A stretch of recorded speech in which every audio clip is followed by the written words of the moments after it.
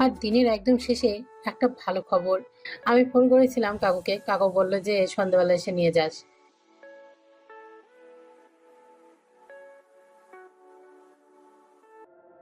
নমস্কার, hi everyone. কেমন আছেন সবাই? আশা করছি সবাই ভালো আছেন, আমিও ভালো আছি। আজকে ব্লগটা দুপুরে রান্নার থেকেই শুরু করছি। কি করব, সকালে ঘুম থেকে উঠতে দেরি হয়ে যায়, আজ সকালের ব্লগটা শেয়ার করা হয় না আপনাদের সাথে।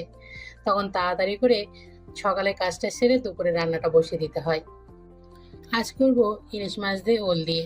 আগের দিনই তো বলেছিলাম, যেহেতু ইলিশ আর ওল দুটোই বাড়িতে এসেছে, তো আজকে ইলিশ আর ওল মাছই রান্না করব। আর অল্প একটু মাছের তেল বেরিয়েছিল 2 রকম মাছের থেকে, তো সেটা দিয়েই মাছের তেল করব। কিন্তু আমি মাছের তেল খাবো না, আমি ওই ইলিশ মাছ দিয়েই যে ওলের তরকারি করবো ওটাই খাবো। তো মাছগুলো এই যে কড়াই গরম হয়ে গেছে, আমি মাছগুলো ভেজে নিচ্ছি। আমার আবার কাঁচা ইলিশের যেটা সর্ষে বাটা দিয়ে ভাপা করে ওটা বেশি ভালো লাগে, কিন্তু এই বাড়িতে আবার কাঁচা ইলিশ পছন্দ করে না কেউ, ওই জন্য ভাজতে হয়। ভাজা ইলিশও ভালো লাগে, কিন্তু যেটা হাত দিয়ে ভালোভাবে মেখে, যেটা কাঁচা সর্ষের বাটা, কাঁচা সর্ষের তেল আর কাঁচা মাছ দিয়ে ভাপা, ওটা আরো বেশি টেস্টি হয়। আমার কাছে তো ওটা আরো বেশি ভালো লাগে। তো আপনাদের সাথে কথা বলতে বলতে রান্নার হাফ প্রায় হয়েই এসেছে। আমি এদিকে ওই মাছ ভেজে যে তেল ছিল তাতে মাছের তেলটা করে রেখেছি, আর এদিকে ওলটা ওই অল্প তেলে ভেজে নিচ্ছি। একেবারে সেদ্ধ করে নেবো, ভালোভাবে ভেজে লবণ হলুদ দিয়ে সেদ্ধ করে নামিয়ে নিব, তাহলে ভালোই হবে। তারপরে সঙ্গে দিলে কি তরকারিটা বেশ খেতে স্বাদ হয়।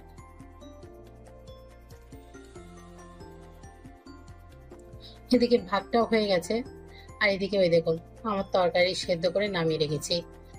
আর এদিকে আবার তেল গরম করে তাতে 5 ফোড়ন, শুকনো লঙ্কা, পেঁয়াজ আর রসুন একসঙ্গে এটা ভেজে নিচ্ছি। প্রচন্ড গরম, ঘিমে চান হয়ে যাচ্ছে।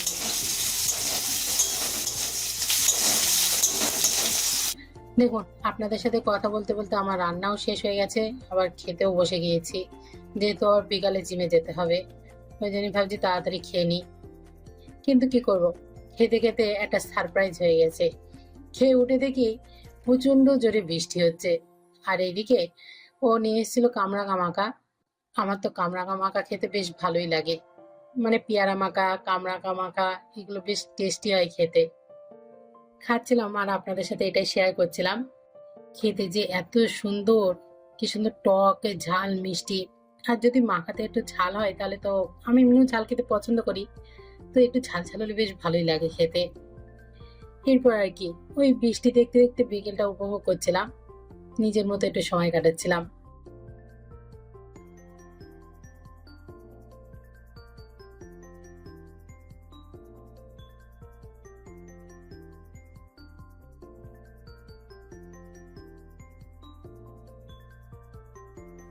এইভাবেই রান্না খাওয়া, একটু মুখরোচক খাবার, বৃষ্টি আর দিনের শেষে একটা ছোট্ট ভালো লাগা, সব মিলিয়েই কেটে গেল আজকের দিনটা।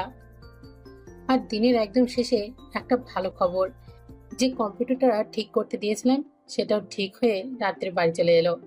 আমি ফোন করেছিলাম কাকুকে, কাকু বলল যে সন্ধ্যাবেলা এসে নিয়ে যাস, কাজ হয়ে গেছে। তো সেই জন্য নিয়ে এসছে। দেখুন আমার যে কি ভালো লাগছে। তো আজকের মতো এখানেই শেষ করছি, আবার দেখা হবে নতুন কোনো দিনের গল্প নিয়ে। ভালো থাকবেন সবাই।